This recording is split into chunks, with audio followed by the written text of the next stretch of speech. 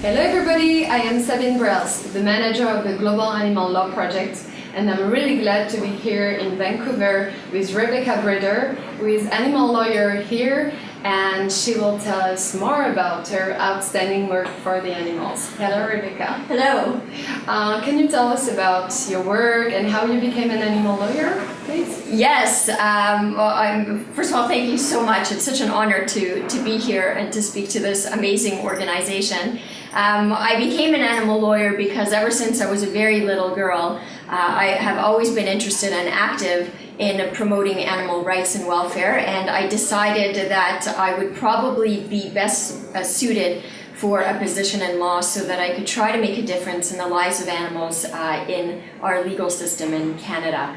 And right now, my legal practice is 50 to 70% in animal law / animal rights related work, anything from veterinarian malpractice issues to helping so-called dangerous dogs to helping people who are having problems with their condominium boards, and as well working with various different animal rights and welfare organizations, either giving them opinions or acting on behalf of some organizations to try and stop things like hunts in the middle of British Columbia. Wow, thank you very much. And do you have any contributions or victories that you would like to share? Well, briefly, years ago, I started the first animal law section of the Canadian Bar Association, and that's a national organization for all lawyers in Canada, in which tens of thousands of lawyers are members of. So I was the founder of that, and I'm currently the chair of the British Columbia branch.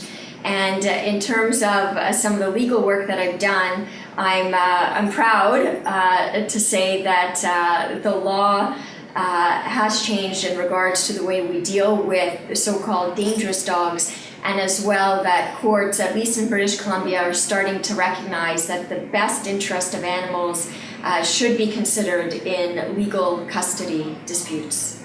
Thank you so much. That's wonderful victories here that you have. And can you tell us about your current and maybe future projects?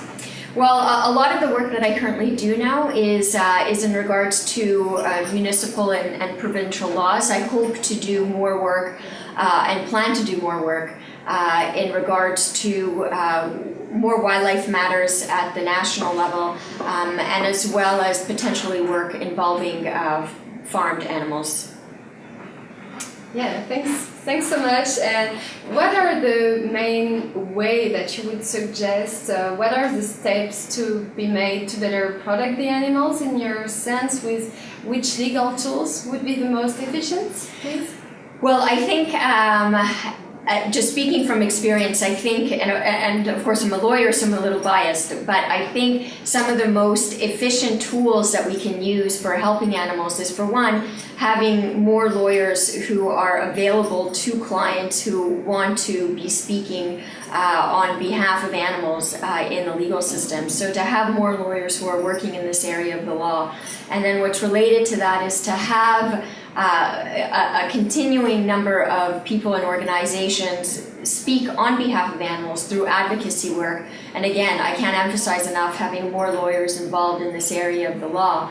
And lastly, what we often overlook is that we do have some laws, albeit these laws do need to get better, but we do have some laws that do try to protect animals, and both at the local, provincial, and national levels, and these laws should be utilized and enforced to the maximum extent possible. Yeah, thank you. Very powerful messages here. Ultimately, what would be your dream for the animals? Well, my dream, as I have had it my whole life, is to ensure that the legal rights of animals will one day be recognized. And I think that one day is coming. It really is. Thank you. That's very enthusiastic. And can you tell us a few words about what you think of the Global Animal Law Project? Well, as a final note, I think that this organization, the Global Animal Law Organization, is such an important organization, and I urge all of you who are watching to contact any one of us who are listed on the website to see how you can get involved, because it really is, as cheesy as it sounds, it really is that through collaboration at the global level as well, that we will be making a difference in the lives of animals. Thank you so much, Rebeka. We are so honored to have you as part of our expert group, and we wish you all the best. And for the animals, it's so important to have a wonderful person like you. And thank you everyone for watching, and we see you soon. Bye bye.